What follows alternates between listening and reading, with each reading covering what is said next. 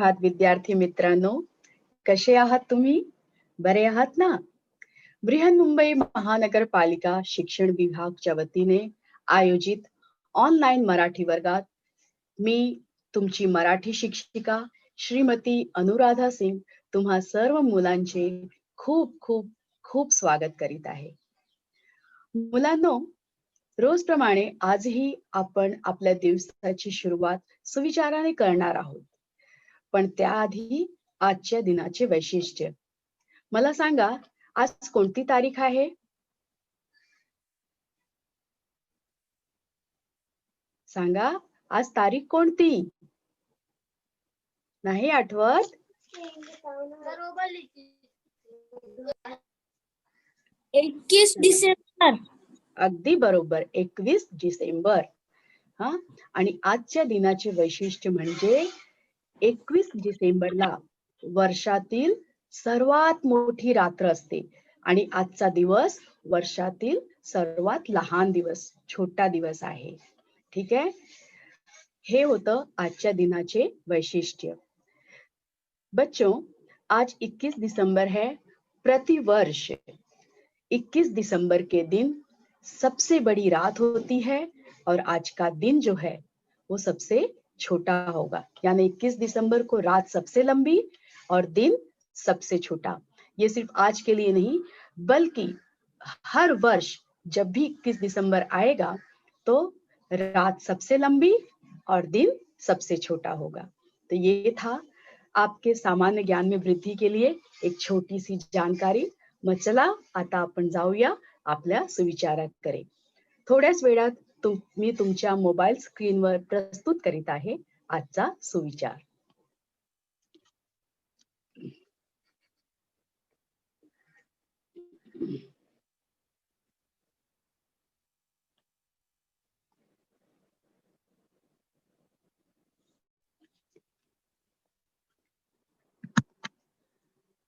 मुलांनो, आजचा सुविचार आहे, सुधारणा ही मनापासून झाली पाहिजे. नुसते नियम करून सुधारणा कधीच होणार नाही. विद्यार्थी मित्रांनो, हा वर्ष संपत आला आहे आणि नवीन वर्ष दारावर येऊन उभा राहिला आहे. नवीन वर्षात लोक रिझोल्यूशन घेतात, म्हणजे स्वतःच्या जीवनशैलीत सुधारणा आणण्यासाठी काही नियम बनवतात. उदाहरणार्थ, मी वर्षात रोज व्यायाम करणार, मी आठवड्यात एक तरी पुस्तक वाचणार, किंवा मी रात्री लवकर झोपणार, शाळेत किंवा कार्यालयात वेळेवर पोहोचणार, टीव्ही कमी पाहणार, असे कित्येक नियम लोक बनवतात. काही लोक हे नियम पाळतातही, पण काही लोक थोडे दिवस स्वतःला दिलेले हे वचन पाळतात आणि हळूहळू शिथिल पडतात व काही दिवसानंतर हे वचन विसरून जातात. काही लोक असेही असतात, स्वतःमध्ये सुधारणा आणण्यासाठी ते नियम बनवतात, शपथ घेतात, पण ते आज नाही उद्यापासून सुरू करूया, उद्या नाही परवापासून सुरू करूया, असे म्हणत राहतात आणि पूर्ण वर्ष निघून जातो. पण ते स्वतःच्या सुधारणासाठी बनवलेले कोणतेही वचन किंवा नियम अंमलात आणत नाही.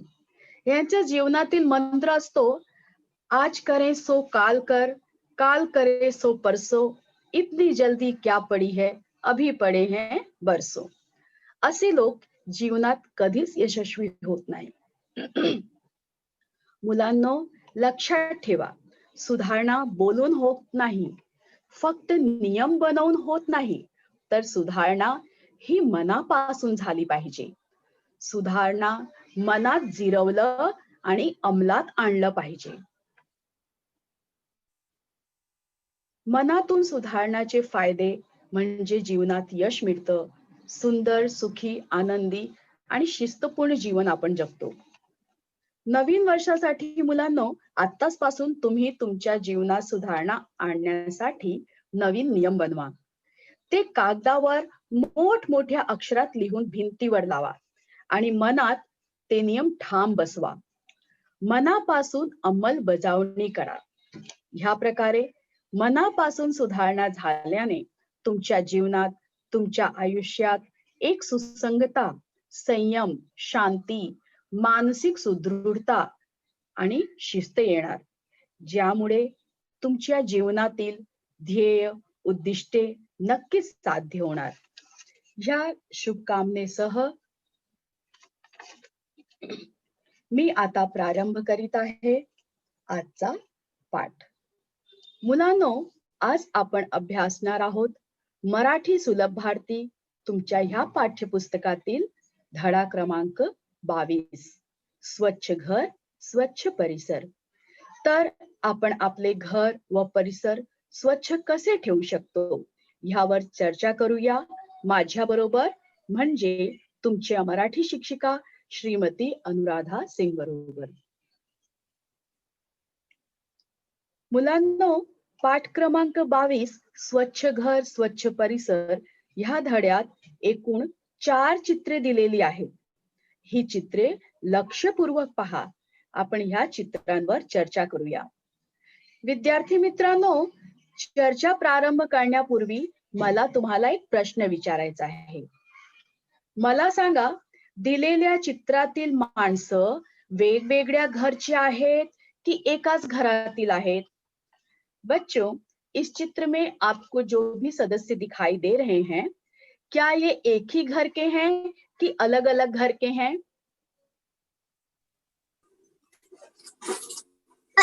एक ही घर के अगदी बरोबर, शाबास. एक ही घर के हैं. हा, ही सर्व मंडळी एकाच घरची आहेत. एकाच घरात राहणाऱ्या लोकांना काय म्हणतात?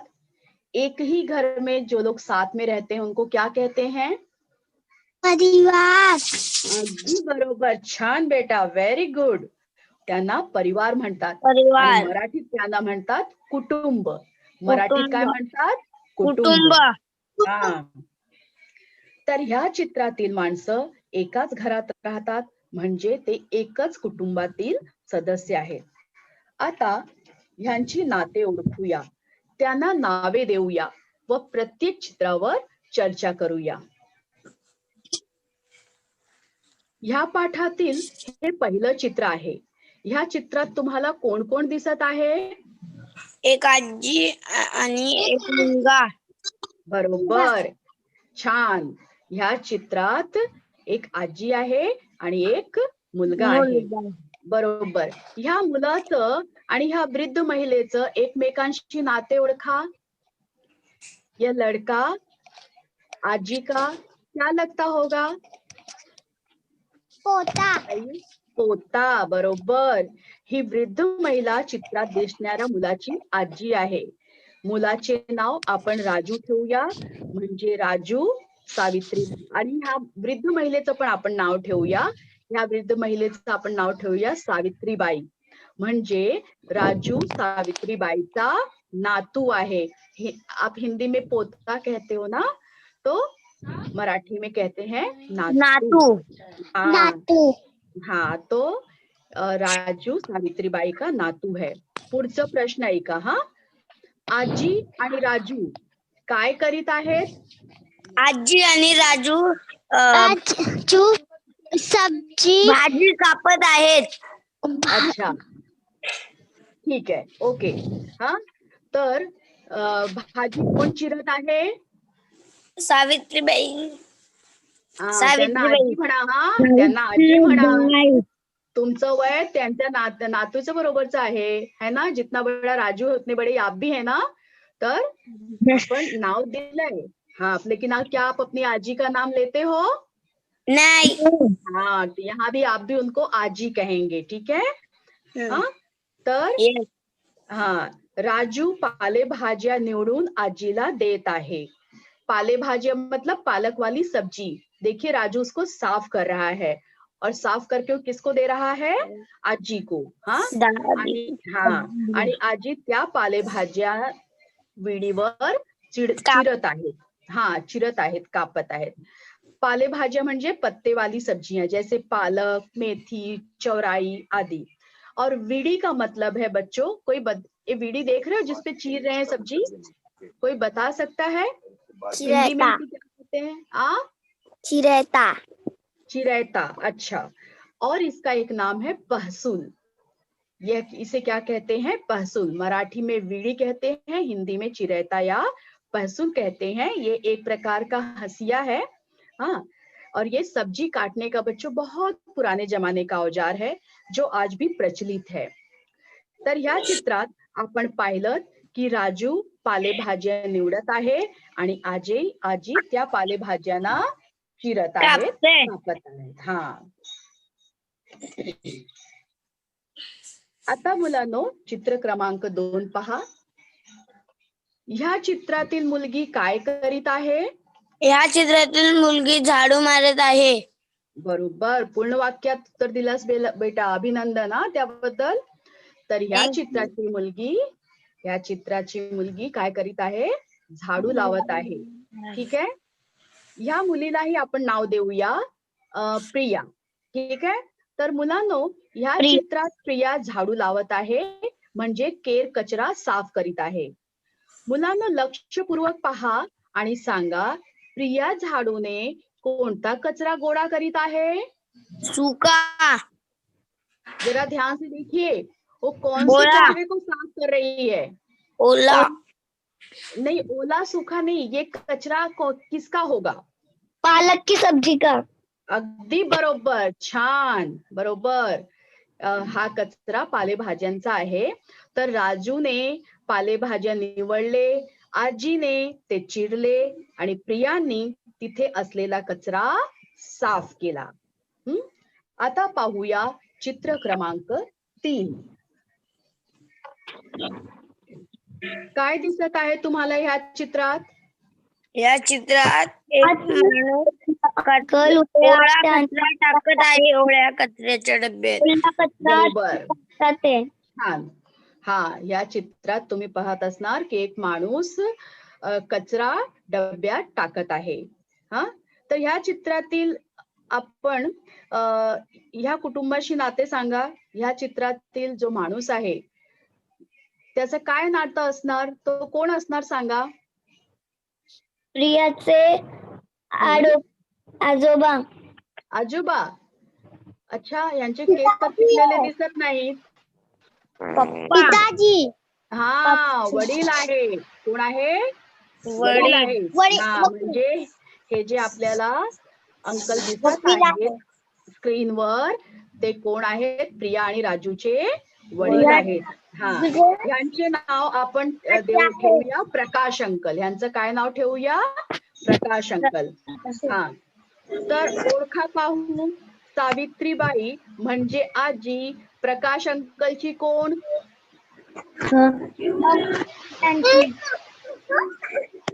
पुन्हा ऐका, सावित्रीबाई म्हणजे जी आजी आहे ती ह्या प्रकाश अंकलची कोण?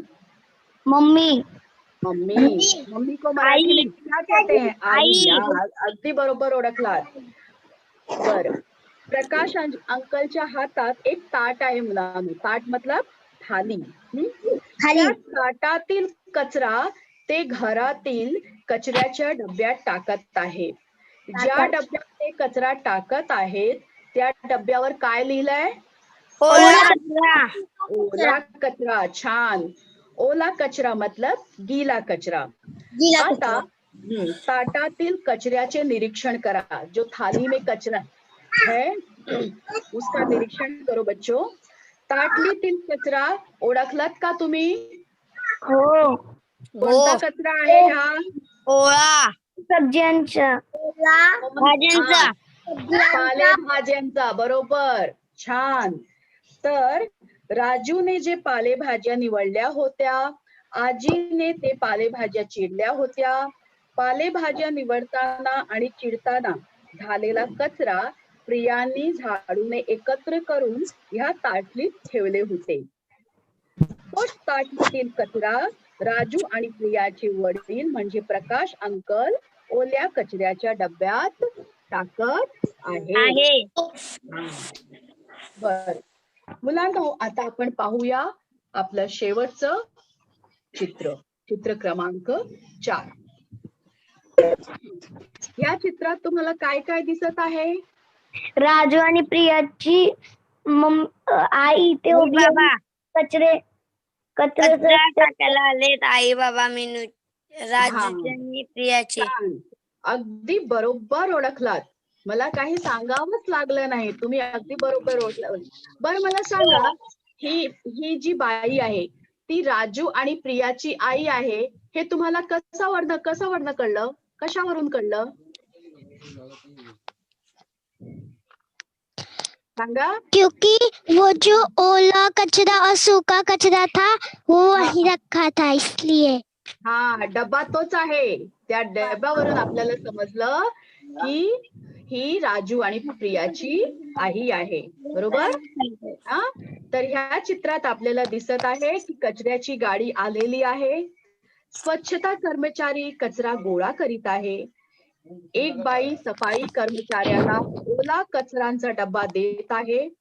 हा, आणि एक कचऱ्याचा डब्बा बाईजवळ ठेवलेला आहे. त्या डब्यावर काय लिहिलेलं आहे? सूखा कचरा. सुका कचरा.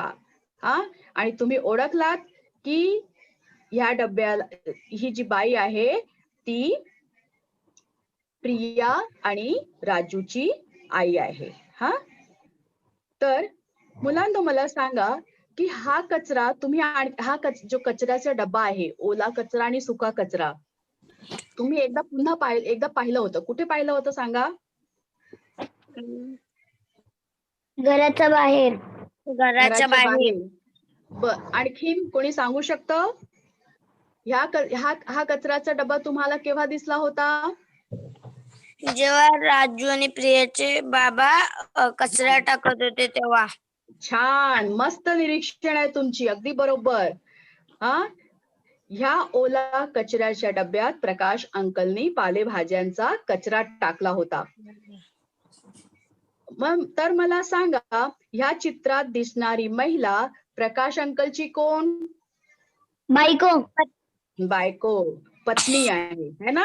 म्हणजे राजू आणि प्रियाची आई आहे. हा, राजू आणि प्रियाच्या आईला आपण नाव देऊया राधिकाबाई. यांना आपण नाव दिलंय राधिकाबाई. मग मला सांगा, आजी राधिकाबाईंची कोण? सासू. सासू, अगदी बरोबर. आजी राधिकाबाईंची सासू आहे आणि राधिकाबाई आजींची सून आहे. सून मतलब बहू. बरोबर. तर विद्यार्थी मित्रांनो, तुमच्या लक्षात आलंच असेल की चित्र क्रमांक 1 मध्ये राजूने पालेभाज्या निवडले आणि आजीने ते चिरले. चित्र क्रमांक 2 मध्ये प्रिया त्या पालेभाज्यांचे कचरे झाडूने साफ करताना दिसत आहे. चित्र क्रमांक 3 मध्ये प्रकाश अंकल ताटलीतील पालेभाज्यांचा कचऱ्याच्या डब्यात टाकत आहेत. ज्या डब्यात ते कचरा टाकत आहेत त्यावर लिहिलंय ओला कचरा आणि ओला कचरा असं लिहिलंय. चौथ्या आणि शेवटच्या चित्रात प्रकाश अंकलची पत्नी राधिकाबाई हे सफाई कर्मचाऱ्यांना ओला कचरा आणि सुका कचरा वेगवेगळ्या डब्यात भरून सफाई कर्मचाऱ्यांना देत आहेत. विद्यार्थी मित्रांनो, चारही चित्रांचं निरीक्षण केल्यावर आपल्या लक्षात येतं की घर स्वच्छ ठेवणं ही घरातील सर्व सदस्यांची जबाबदारी आहे. कारण ठेवा साफसफाई घरात हेच औषध सर्व रोगात. मुलगी असो का मुलगा असो, नवरा असो की बायको असो, सर्वांनी कसलाही भेदभाव न करता घरातील कामात हातभार लावला पाहिजे. तरच कुटुंब सुखी आणि आनंदी राहते. ह्यासाठी सर्वांनी घरातील कामे आजी, राजू, प्रिया, प्रकाश अंकल आणि राधिकाबाई यांच्यासारखे काय करावं? वाटून घेतले पाहिजे व जबाबदारीने ते पार पाडावे. आणि ह्याची सुरुवात करावी म्हणजे आपली जबाबदारी स्वीकारण्याची सुरुवात करावी घराच्या स्वच्छतेने. चला पाहूया घराची स्वच्छता कशी करावी. घरातील केर कचरा रोज काढावा. केर कचरा मतलब कचरा, गंदगी, उसे रोज हमें साफ करना है. तुम्ही पाहत असणार इथे मुलगा झाडू लावत आहे. मतलब घर सबका है तो साफ सफाई भी सबको करनी है. उसमें ये लड़का है इसलिए नहीं करेगा, ये लड़की है इसलिए इसको करना है, इस प्रकार का कोई भी भेदभाव नहीं होना चाहिए. ठीक है.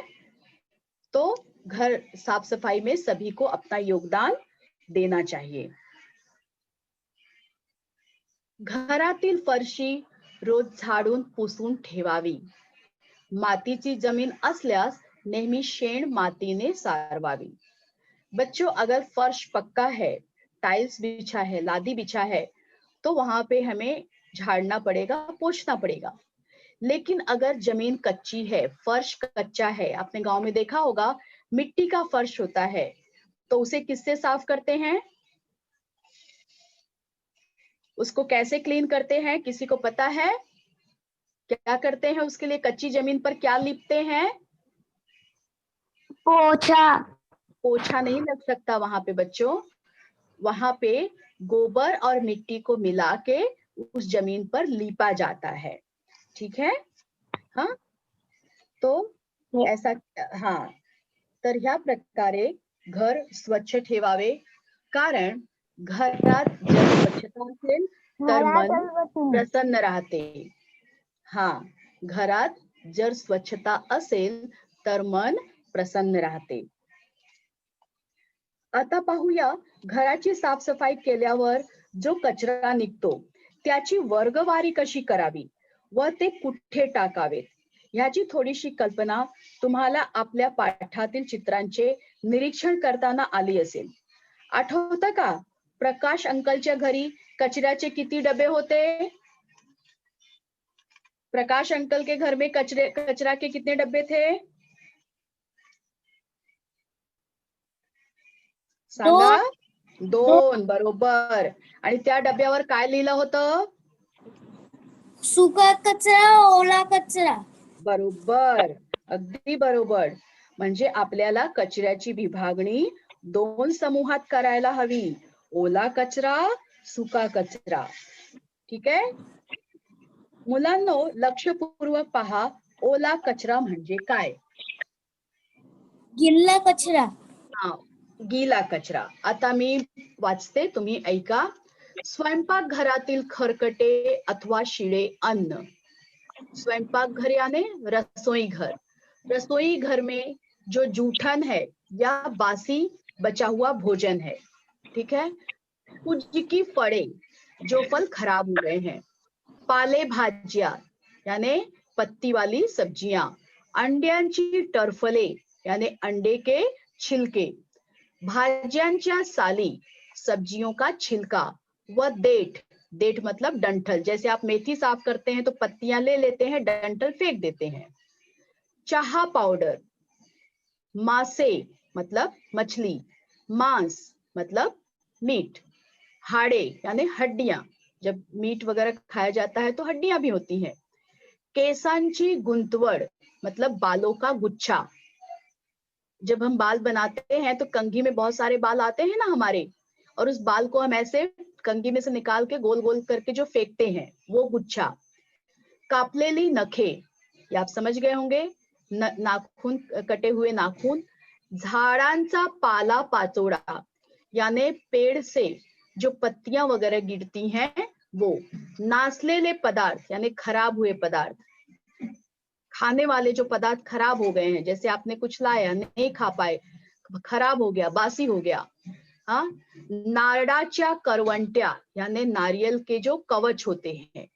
शहाड़ी, शहाड़ी मतलब जो नारियल हम पी लेते हैं, नारियल पानी हम पीते हैं तो उसके बाद जो बड़ा वाला वो जो हरा नारियल होता है वो.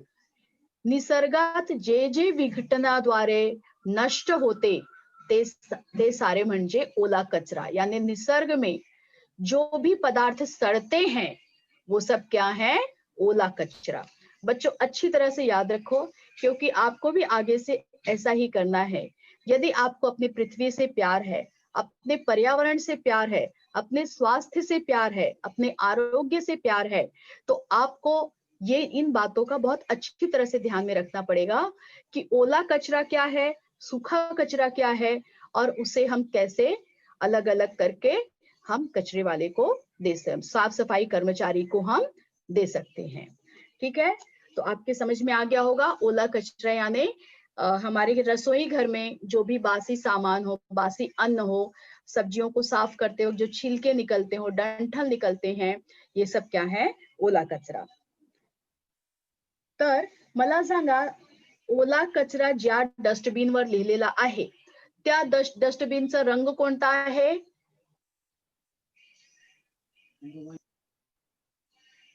हाँ, जिस कचरे के डिब्बे पे लिखा है ओला कचरा, इसका रंग कौन सा है इस कचरे के डिब्बे का? हिरवा. हिरवा. छान. हा, तो असं तुम्हाला पण असं पाहायला मिळत असणार की हिरव्या रंगाचे कचऱ्याचे डबे ठेवलेले असतात. हिरव्या रंगाचा कचऱ्याचा डब्बा म्हणजे त्याच्यात आपल्याला ओला कचरा टाकायला हवे. ठीक है, गीला कचरा कौन से रंग के डब्बे में डालेंगे? हरे. बृहन्मुंबई महानगर पालिका ने जगह जगह पे हरे और नीले रंग के डब्बे रखे हैं, तो हरे डब्बे में हमेशा ओला कचरा डालें. क्यों डालना है ये भी मैं आगे आपको बताऊंगी. ठीक है, आता पाहूया सुका कचरा म्हणजे काय.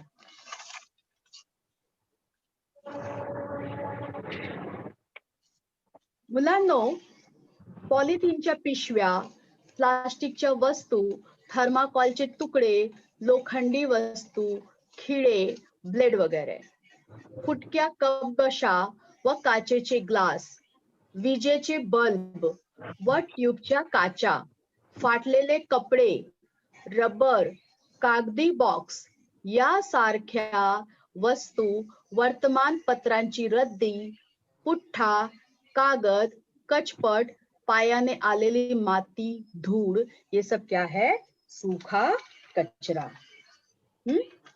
तर मला वाटतं सुका कचरा काय हे तुम्हाला समजलंच असणार, कारण हे सर्व शब्द जे आहे ते आपण हिंदीत पण वापरतो. ठीक है, थोडक्यात म्हणायचं अगर शॉर्टकट में बताऊं बच्चों, तो प्लास्टिक की वस्तुएं, लोहे की वस्तुएं, तार, खीले, ब्लेड, फूटे हुए कप और प्लेट, कांच के ग्लास, हाँ, और बिजली का बल्ब, ट्यूबलाइट के कांच, और फटे हुए कपड़े, रबर और कागज के बड़े बड़े डब्बे, कार्टून, न्यूज़पेपर्स, ये सब जो है, और पैर से जो धूल आती है, इनका समावेश किसमें होता है, सूखा कचरा में. तर आता तुम्ही पाहिलात की ओल्या कचऱ्यात कोणकोणतं पदार्थ येतं आणि सुका कचऱ्यात कोणकोणतं पदार्थ येतं. ठीक आहे, मला सांगा सुका कचरा टाकण्यासाठी कोणत्या रंगाचा डबा असतो? सुका कचरा कोणत्या रंगाच्या डब्यात टाकावे? समोर बघा, डस्टबिन कलर काय, निळा. हा, निळा. तर आपल्या महानगरपालिकेने जागोजागी हिरवा डबा आणि निळा डबा ठेवलेला आहे. तर निळ्या डब्यात नेहमी सुके कचरे टाकावे. ठीक आहे, आता प्रश्न हा आहे की ओला कचरा असो की सुका कचरा असो, कचरा तर कचराच आहे, त्यांना वेगवेगळ्या डब्यात का टाकावेत?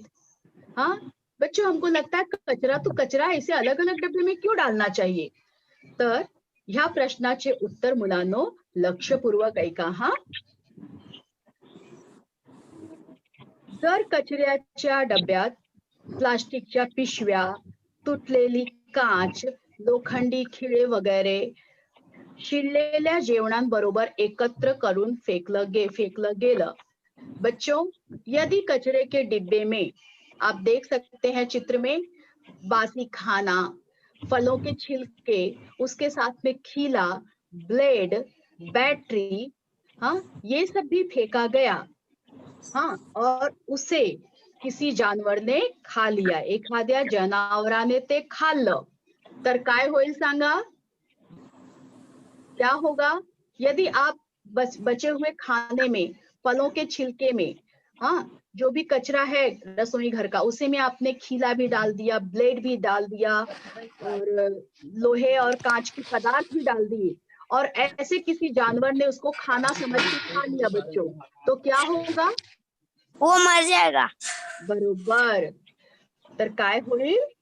तो ते मरेल. जनावर, हाँ, तो जनावर मरेल. देखिए, ये बिचारी गाय खाई और खाके मर गई. हा, आणि मेलेल्या जनावरे जेव्हा सडू लागतात तेव्हा रोगराईही पसरण्याची शक्यता असते. म्हणून कचरा वेगवेगळा करून टाकावा. वेगवेगळा म्हणजे एका डब्यात ठेवा ओला कचरा आणि दुसऱ्या डब्यात ठेवा सूखा सूखा कचरा. हाँ, अब समझे बच्चों, हमें क्यों कचरा अलग अलग करके फेंकना चाहिए? हाँ हो. हाँ, अगर आप लोग प्राणियों से प्यार करते हो, अपनी प्रकृति में प्रदूषण नहीं लाना चाहते हो, तो आप कचरा अच्छी तरह से समझ लो, समझ अपने मम्मी पापा को भी समझाओ और अपने घर का कचरा हमेशा 2 भागों में बांटकर ही अलग अलग कचरे के डिब्बे में डालो. ठीक है? हाँ. असं का करावं मुलांनो? तर मी स्क्रीन वाचते, तुम्ही ऐका. निसर्गात कोणताच कचरा नसतो. कचरा हा आपणच करतो. निसर्गापासून जे आपल्याला मिळतं ते आपण निसर्गाला परत द्यावं असंच अपेक्षित असतं. झाडांचेच उदाहरणे घ्यायचे झाले तर झाड आपल्याला पाने, फुलं, फळं देतात. आपण ते खाऊन उरलेला भाग त्या झाडालाच योग्य माध्यमातून परत करायला हवा. ज्या स्वरूपात निसर्गाला द्यायला हवं म्हणजे खताच्या रूपाने झाडाला द्यायला हवं, पण तसं आपल्या हातून घडत नाही. आपण हे सगळं वापर करून उरलेला नैसर्गिक कचरा इथं तिथं फेकून देतो. बच्चों, ये निसर्ग, ये प्रकृति हमेशा हमें देती ही रहती है. शुद्ध हवा, पानी, फल सब कुछ देती है और वो अपेक्षा करती है कि हम भी उसकी चीजों को योग्य रूप में वापस करें. तो आप कहेंगे हम तो फल खा लिए, तो फल कैसे दें? फल आप नहीं देंगे, लेकिन आपने जो फल खाया है उसका छिलका यहाँ वहां मत फेंकिए, उसको गीले कचरे में एकत्र कीजिए. वो जब बहुत सारा सड़ा हुआ कचरा एकत्र होगा तो क्या बन जाएगा? खाद. और उस खाद को आप बगीचे में, पेड़ों में डाल करके इस प्रकृति को वापस उस चीज को दे सकते हैं. ठीक है?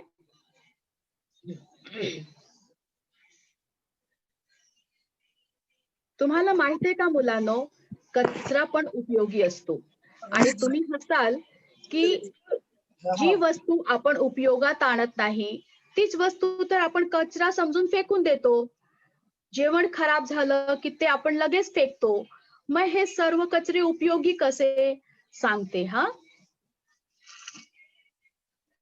घरात जो कचरा निर्माण होतो त्यासाठी खोली आणि आवश्यकतेनुसार लांबी रुंदी घेऊन एका खड्ड्यात टाकला, त्यात थोडं कंपोस्ट कल्चर टाकलं तर उत्तम प्रकृतीचे कंपोस्ट खत तयार होऊन ते आपल्याच परसबागेतल्या झाडांना घालता येईल. रोजचा घरातला ओला कचरा, निर्माल्य इतस्तः न टाकता कंपोस्ट खड्ड्यात अगर गांडूळ निर्मितीच्या खड्ड्यात टाकला तर त्या कचऱ्याचा नक्कीच फायदा होईल. बच्चों, आप देख रहे हैं यहाँ पर एक आंटी एक गड्ढे में घर का कचरा डाल रही हैं. इसका अर्थ है कि यदि अगर आपके अगल बगल में स्थान है तो थोड़ी सी गहराई और लंबाई लेकर के एक गड्ढा खोदिए. उसमें आप घर के बचे हुए जो खाने हैं, ओला कचरा जो है उसे डालते जाइए. उसमें थोड़ा कंपोस्ट कल्चर भी डालेंगे तो क्या होगा? फिर ये एक अच्छी खाद बन जाएगी. इस खाद का उपयोग आप अपने घर के पेड़ पौधों के लिए कर सकते हैं. इतना ही नहीं, यदि आप उसमें कुछ केचुए डाल देंगे तो जो सबसे अच्छी उत्तम प्राकृतिक खाद होती है वो केचुए वाली खाद होती है. तो आपके खेतों में, बगीचों में ये खाद सर्वोत्तम खाद के रूप में उपयोग में आ सकता है। गांडूल मतलब बच्चों केचुआ होता है। गांडूल मतलब केचुआ। तो केचुआ खाद भी बनता है जो कि बहुत महंगा बिकता है, लेकिन यदि आप इसे स्वयं कर सके तो यह खाद बगीचे के लिए, पेड़ पौधों के लिए बहुत ही उत्तम होता है, क्योंकि केचुआ किसानों का मित्र कहलाता है और केचुआ मिट्टी खाता है। मिट्टी खाने के बाद वो जो विष्ठा करता है, टॉयलेट करता है, वो भी मिट्टी के रूप में होता है, जो बहुत ही उत्तम खाद होती है। ठीक है, चलिए आगे बढ़ते हैं। याच प्रकारे सुका कचऱ्याचे पण आपण रिसाइकल करून म्हणजे पुनर्वापर करू सकतो। मतलब अभी तो हमने गीला कचरा देख लिया कि उसका उपयोग कैसे हो सकता है। अब सूखा कचरा देखिए, सूखे कचरे का हम पुनर्वापर कर सकते हैं। एवढंच नव्हे तर हा सुका कचरा म्हणजे कागद, बाटल्या, पुठ्ठे, लोखंडी आपण विकूही शकतो। हम बच्चों इन सूखे कचरों को फिर से उपयोग में ला सकते हैं, जैसे प्लास्टिक कंटेनर है, प्लास्टिक बॉटल है, एल्यूमिनियम कंटेनर है, तो पुट्ठा है। हम इनको बेच सकते हैं। हम किसको बेचते हैं इन्हें? सूखा कचरा हम किसको बेचते हैं? पेपर वगैरह बताइए, मम्मी बेचती है ना? किसको बेचती है? भंगार वाले को। भंगार वाले को, बरोबर। तर हा कचरा इकडे तिकडे न फेकता हम या तो इसे क्या करेंगे, उसको थोड़ा सा उसमें रिपेयरिंग करवा के हम यूज भी कर सकते हैं, फिर से उपयोग में ला सकते हैं, या हम उसे भंगार वाले को बेच सकते हैं और 4 पैसे कमा सकते हैं। तर ह्या प्रकारे कचऱ्याचे योग्य व्यवस्थापन करून आपण फक्त घरच नव्हे तर परिसरही स्वच्छ ठेवू शकतो। हा नाही। ना मुलांनो? आता आता मला एकदा पुन्हा सांगा की सुका कचरा आपण कोणत्या रंगाच्या डस्टबिन मध्ये टाकावं? हिरवे। लक्षपूर्वक बघा, निळा, हा निळ्यामध्ये टाकायचं। आणि ओला कचरा कोणत्या डस्टबिन मध्ये टाकायचा? हिरव्यामध्ये, बरोबर बरोबर। तर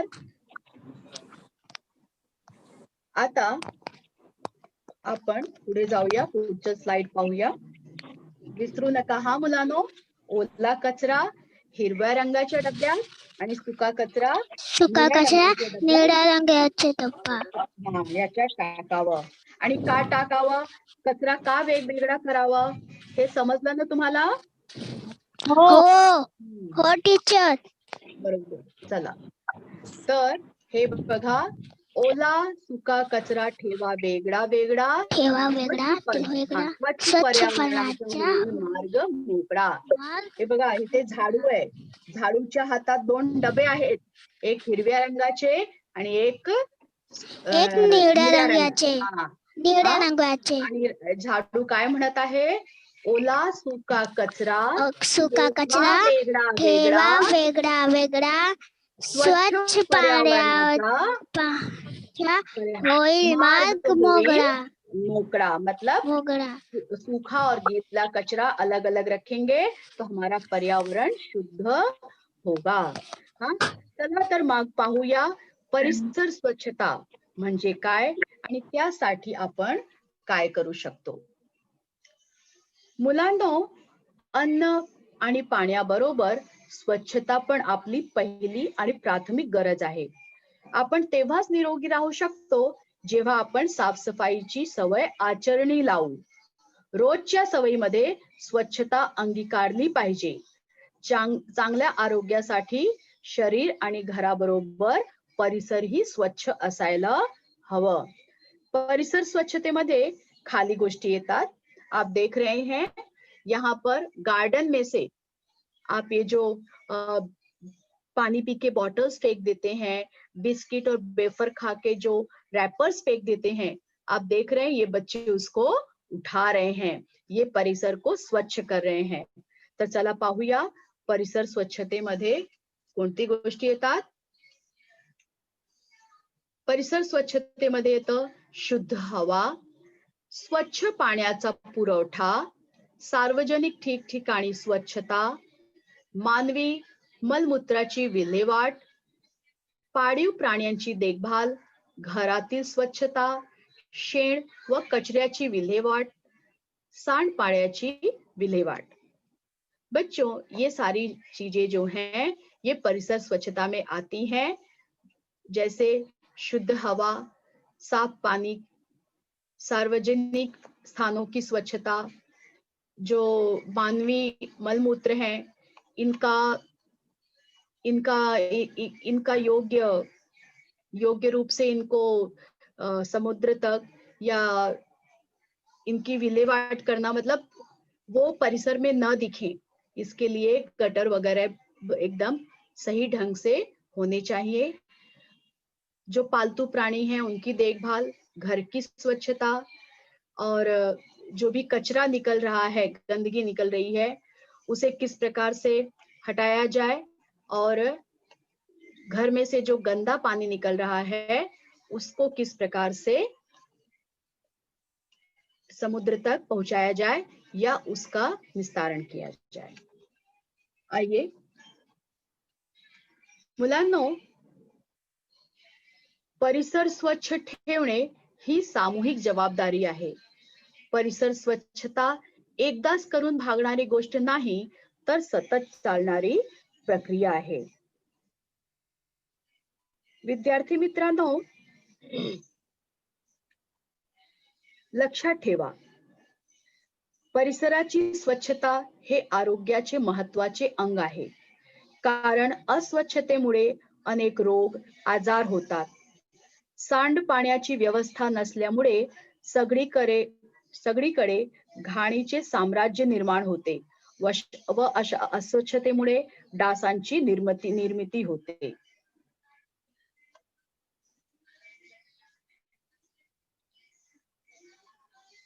विद्यार्थी मित्रांनो, आपल्या पाठात एक परिच्छेद दिला आहे, ते मी वाचते, तुम्ही ऐका, लक्षपूर्वक ऐका हा, कारण ह्या परिच्छेदावर आधारित मी तुम्हाला काही प्रश्न विचारणार। कचरा या समस्येने आता गंभीर स्वरूप धारण केले आहे। प्लास्टिकच्या कचऱ्यामुळे समुद्रात राहणाऱ्या जीवांना धोका निर्माण झाला आहे। आपल्या सर्वांच्या आरोग्यासाठी प्लास्टिकचा वापर टाळणे गरजेचे आहे। बाजारात जाताना कागदी किंवा कापडी पिशव्या सोबत न्याव्या। यामुळे प्लास्टिकच्या पिशव्यांचा वापर आपण टाळू शकतो। इस परिच्छेद का अर्थ है बच्चों कि कचरा की समस्या ने बहुत ही गंभीर रूप धारण कर लिया है। प्लास्टिक के कचरे की वजह से समुद्र में रहने वाले जीवों के लिए धोखा निर्माण हो गया है। अपने आरोग्य के लिए प्लास्टिक का उपयोग टालना अभी आवश्यक हो गया है। जब भी हम बाजार में जाएं, तब अपने साथ कागज या कपड़े की थैलियां लेकर जाएं। इस प्रकार हम प्लास्टिक की थैलियों का उपयोग टाल सकते हैं। तर माझा पहिला प्रश्न आहे मुलांनो, समुद्रात कोणकोणते जीव राहतात? समुद्र में कौन कौन रहता है बच्चों? समुद्र में रहने वाले जीवों का नाम बताइए। मछली, हाँ, और मछली, ओके, हाँ, मछली, ओके, मासा, कासव, शार्क, व्हेल, ऑक्टोपस, पाणघोडा है ना, पाण्याचा एक छोटासा घोडा पण असतो, ठीक आहे, स्टारफिश, तर हे सर्व पाण्यात राहतात। ओके, दुसरा प्रश्न आहे, बाजारात जाताना कोणत्या पिशव्या सोबत न्याव्या? कागज नहीं कपड़ाचे। हाँ, कहा कागज की या कपड़े की थैली साथ में लेकर जाना चाहिए। चला मुलांनो, ह्या गंभीर विषयावर थोडी माहिती मिळवूया। तर आज बरेचसे जलाशय हे प्लास्टिकने व्यापलेले आहेत. आप ये देख रहे हो बच्चों, समुद्र का Yes. दृश्य। इसमें आपको क्या दिख रहा है? पानी दिख रहा है क्या? नहीं टीचर। नहीं क्या दिख टीचर। रहा है? क्या दिख रहा है बताइए? गंदगी। ये गंदगी कौन सी है? इस गंदगी को जरा पहचानिए, देखिए क्या है ये? प्लास्टिक। सब प्लास्टिक है। देख रहे हैं आप, बॉटल्स हैं सब, ठीक है। प्लास्टिक आज बॉटल। आज बरेचसे जलाशय हे प्लास्टिकने व्यापलेले आहेत. गंदगी। समुद्र किनारी जावे तर कचऱ्याने व्यापलेले समुद्र किनारे आपले स्वागत करतात. देखिए, आपको ये सीन हमेशा देखने को मिलता होगा, समुद्र के किनारे सब गंदगी दिखती है ना आपको. हाँ, त्यात प्रामुख्याने प्लास्टिकचा कचरा असतो. प्लास्टिकमुळे होणाऱ्या सागरी पर्यावरणाचा ऱ्हास काळजी वाढवणारा आहे. बच्चों आप देखिए, ये समुद्री चिड़िया, इसके पंख नहीं दिख रहे हैं. क्या दिख रहा है? प्लास्टिक। वो बेचारा पूरा प्लास्टिक में कवर हो गया है. प्लास्टिक। हाँ, कितनी घुटन हो रही होगी घुटन. हर साथ में 1 घंटा रेनकोट पहनना आपको भारी लगता है. ये बेचारा खुद से अपनी थैली भी नहीं निकाल सकता है. इतना सब लोग प्लास्टिक फेंकते हैं कि ये सब जीव प्लास्टिक में फंस जाते हैं. ठीक है. तर आणि अलीकडच्या काही वर्षात 700 सागरी प्रजाती या प्लास्टिक प्रदूषणामुळे प्रभावित झाल्या आहेत. व्हेल मासे आणि कासव यासारखे समुद्रातील प्राणी प्लास्टिकचा कचरा खातात. तुम्हाला मुलांनो दिसत असणार की एक कासव आहे आणि तो काय खात आहे? प्लास्टिक खात आहे. क्या प्लास्टिक खाने की चीज है? No teacher. पण ह्या कासवाला माहित नाही. त्याला पाण्यात काहीतरी तरंगताना दिसत आहे आणि त्याला वाटलं हे काय आहे? खाण्याचं पदार्थ आहे. आणि तो बिचारा कासव हा प्लास्टिक खात आहे, है ना. त्यांच्या पोटात प्लास्टिक भरल्यामुळे त्यांना अंतर्गत इजा होते. अब ये तो बच्चों खा जाते हैं और ये कहाँ जाता है? उनके पेट में. तो उनकी अंतरेंद्रियां जो हैं वो सब इस प्लास्टिक की वजह से प्रभावित होती हैं, उनको नुकसान पहुंचता है. प्लास्टिक एक अशी वस्तु आहे जो संपत नहीं. मतलब प्लास्टिक कभी खत्म नहीं हो सकता. उसके छोटे छोटे टुकड़े हो जाएंगे, इतने छोटे टुकड़े हमको दिखाई भी नहीं देंगे, पर वो खत्म नहीं होता बच्चों. हाँ, प्लास्टिक कचरा मायक्रोप्लास्टिक नावाच्या छोट्या छोट्या भागात विभागला जातो आणि तो इतक्या बारीक असतो की आपण ते पाहू देखील शकत नाही. हा मायक्रोप्लास्टिक जलीय जीवांच्या आत जातो आणि नंतर जलीय जीवांद्वारे हा आपल्या अन्न साखळीचा भाग बनतो. बच्चों, इससे मछलियां भी प्लास्टिक खा लेते हैं. उनके पेट में उस प्लास्टिक के छोटे छोटे अवशेष रहते हैं और फिर उन्हीं मछलियों को जब हम खाते हैं तो क्या होता है? अप्रत्यक्ष रूप से वो प्लास्टिक हमारे शरीर में भी प्रवेश करता है. बच्चों समझ रहे हो ना मैं जो आपको बोलना चाह रही हूँ कि प्लास्टिक कितना नुकसानदेह है. देखिए, हम आपको लगेगा हम तो नहीं खाते हैं, पर वो किसी न किसी रूप में हमारे शरीर में भी प्रवेश कर रहा है मछलियों के माध्यम से. ठीक है. हाँ, तर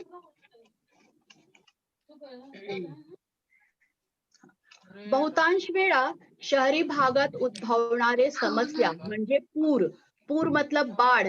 अक्सर हमारी मुंबई में बाढ़ आता है. बरसात हुई थोड़ी सी की बाढ़ आ जाती है. इसका कारण क्या है? देखो बच्चों, पूर मतलब बाढ़. इस शब्द को अच्छे से दिमाग में बिठा दो. पूर मतलब बाढ़. हाँ, पूर येण्याचे एक महत्वाचे कारण म्हणजे प्लास्टिकचे वाढते प्रमाण आहे. प्लास्टिक हे अविघटनशील असल्यामुळे पाणी मिश्रण मार्गात जमा होऊन त्यामुळे पावसाचे पाणी वाहून जाण्यात अडथळे निर्माण होते आणि त्या भागात पूरस्थिती तैयार होते. यानी ये जो प्लास्टिक है ये पानी निकास के रास्ते पे जाके अटक जाते हैं. पानी निकल नहीं पाता है बड़ी बड़ी पाइपों से, तो क्या होता है? बाढ़ आ जाती है शहर में.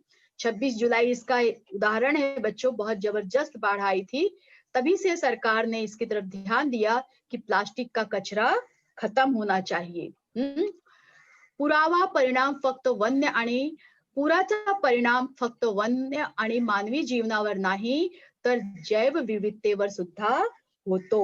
हाँ, तो जब प्लास्टिक का इतना बड़ा प्रभाव दिखा कि इसकी वजह से नाले साफ नहीं हो पा रहे हैं, पानी नालियों में अटक जा रहा है और इसकी वजह से बाढ़ आ रही है, तो इसीलिए सरकार ने 23 जून 2018 रोजी प्लास्टिक बंदीची घोषणा केली।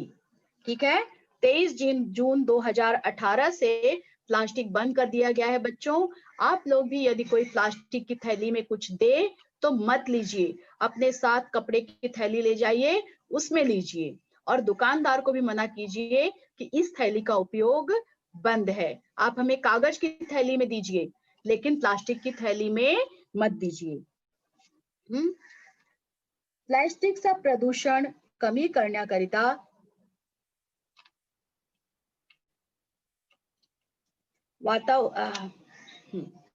पाण्याच्या, आता पाहूया मुलांनो की कोणकोणते पदार्थ आहेत, आपण काय करू शकतो ज्यामुळे आपण हे प्रदूषण टाळू शकतो। यानी ये जो प्लास्टिक से जो भी तकलीफें आ रही हैं हम उन्हें कैसे रोक सकते हैं, आता ह्यावर आपण उपाय पाहूया। पाण्याच्या बाटल्या, कप, भांडी आणि इतर कोणत्याही प्लास्टिक सारखे एकल वापरलेले प्लास्टिक कमी करा किंवा शक्य असल्यास वापर थांबवा। दुसरा, आपल्याजवळ पुनर्वापर केंद्र असल्यास आपले प्लास्टिक रिसायकलिंग केंद्रावर द्या। तिसरा, आपल्या स्थानिक समुद्र किनाऱ्यापासून प्लास्टिक कचरा काढण्यासाठी क्लीनअप ड्राईव्हचा एक भाग व्हा आणि आपल्या मित्रांना, कुटुंबातील सदस्यांना प्रेरित करा। यानी आप भी इस मुहिम का हिस्सा बनिए और अपने आसपास के परिसर से प्लास्टिक को उठाइए, हटाइए। हाँ, उसमें शर्म नहीं कीजिए बच्चों, आप ये एक नेक काम करेंगे। आणि कापडी आणि जूटची पिशवी वापरूया, प्लास्टिकची पिशवी दूर करूया। ठीक है मुलांनो, तर आपण काय करूया, हम भी क्या करेंगे, सामाजिक संस्थाओं से जुड़ करके विद्यालय में जो भी इस तरह की गतिविधियां होती हैं उसमें हम रचनात्मक और सकारात्मक रूप से भाग लेंगे, सक्रिय भाग लेंगे और परिसर को स्वच्छ करेंगे, प्लास्टिक को बंद करने का प्रयास करेंगे। कारण प्लास्टिक हा पृथ्वीचा भक्षक आहे, प्लास्टिक काढा, पृथ्वीचे रक्षक व्हा। म्हणून कापडी पिशवी घरोघरी पर्यावरणचे रक्षण करी। मुलांनो लक्षात ठेवा, कापडी पिशवी घरोघरी पर्यावरणचे रक्षण करी। तर आज आपण मुलांनो कचऱ्यामुळे प्रदूषण कशा वाढतो, ओला कचरा, सुका कचरा काय असतो, त्याचा वर्गीकरण का व कसं करावं, घरची स्वच्छता, परिसरची स्वच्छता कशी करावी, प्लास्टिकचा समुद्री जीवनावर होणारा दुष्परिणाम आणि प्लास्टिकचा उपयोग कसा बंद करावा ह्यावर चर्चा केली। आता वेळ आहे आजच्या गृहपाठाची। तर आजचा गृहपाठ आहे मुलांनो, दिलेल्या वस्तूंचे वर्गीकरण करा, ओला कचरा आणि सुका कचरा ह्या दोन गटात करा। स्क्रीनशॉट काढून घ्या आणि दिलेल्या वस्तूंचे ओला कचरा आणि सुका कचरा यात वर्गीकरण करा। झालं मुलांनो, स्क्रीनशॉट काढलात? चला पुढे जाऊया। विद्यार्थी मित्रांनो, ही सर्व महत्वाची माहिती तुमच्यापर्यंत आणि तुमच्या अभिभावकांपर्यंत माझ्या मार्फत पोहोचवण्यात बृहन्मुंबई महानगरपालिका शिक्षण विभागाचा मोलाचा वाटा आहे।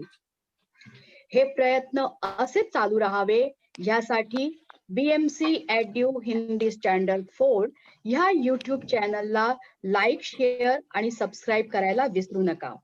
आता मला म्हणजे तुमची मराठी शिक्षिका श्रीमती अनुराधा सिंगला निरोप द्या.